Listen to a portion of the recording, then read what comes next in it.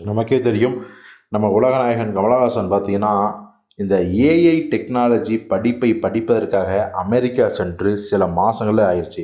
அதாவது 3 மாத பயணம், 90 நாட்கள் கோர்ஸு அப்படிலாம் சொல்லியிருந்தோம். திடீர்னு பார்த்தீங்கன்னா, ஒரு 45 நாட்கள்லேயே வர மாதிரி இருந்துச்சு அப்படின்னாங்க. இல்லை அவர் கம்ப்ளீட்டாக முழு கோர்ஸையும் முடிச்சு தான் வருவார் அப்படிலாம் சொன்னாங்க. திடீர்னு டிசம்பர் 9ஆம் தேதி சென்னைக்கு வராருன்னு சொன்னாங்க. அதுவும் கேன்சல் ஆகி நிச்சயமாக அவர் ஜனவரி 10ஆம் தேதிக்கு மேலே தான் இந்தியாவுக்கே வராரு அப்படின்னாங்க.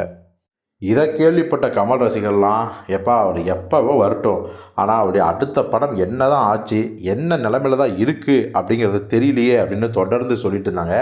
இப்போது நமக்கே தெரியும், ஏற்கனவே இந்த ஸ்டண்ட் மாஸ்டர்ஸ் அன்பறிவு சகோதரர்கள் இயக்கத்தில் தான் கமல் அவர்கள் ஒரு அதிரடியான ஆக்ஷன் படத்தில் நடிக்கிறதா இருந்தார். இப்போவும் அது எந்த மாற்றம் கிடையாது, அதை தான் பண்ண போகிறாங்க. ஏன்னா இப்போவே அதுக்கான ப்ரீ ப்ரொடக்ஷன் வேலையெல்லாம் ரொம்ப தீவிரமாக இருக்காங்களாம் நம்ம ஸ்டண்ட் மாஸ்டர்ஸ் அன்பறிவு சகோதரர்கள்.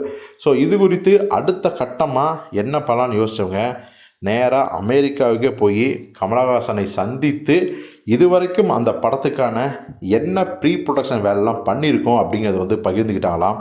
அதுக்கப்புறம் கமல் அவர்கள் நிறைய ஆலோசனைகளை சொல்லி நிறைய விஷயங்களில் மாற்றத்தையும் சில விஷயங்களை பண்ணவும் சொல்லியிருக்காராம்.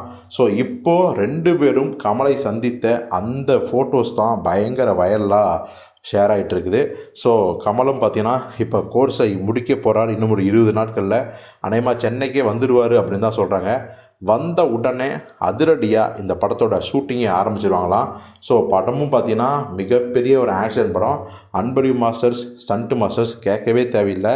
அது மட்டும் கிடையாது, ஸ்கிரிப்டும் கமலஹாசன் அப்படிங்கும்போது நிச்சயமாக இந்த படம் ஒரு வித்தியாசமான ஆக்ஷன் படமாக இருக்கும் அப்படின்னு நம்பலாம். உதாரணத்துக்கு ஒரு விஸ்வரூபம் படத்தை ஸ்டண்ட் மாஸ்டர்ஸ் அன்பறிவு டைரக்ஷன் பண்ணால் எப்படி இருக்கும் அப்படிங்கிற மாதிரியான ஒரு படமாக இருக்குங்கிறாங்க. ஆஸ் யூஸ்வல் ஹாலிவுட்டில் வர ஒரு கமர்ஷியல் ஆக்ஷன் படங்களாக எப்படி இருக்கும் அந்த மாதிரியான ஒரு விறுவிறுப்பான பரபரப்பான படமாக இருக்குங்கிறாங்க. ஸோ பொறுத்திருந்து பார்ப்போம் பொங்கல் அப்போ இந்த படத்தோட அப்டேட் வருதா இல்லையா என்று.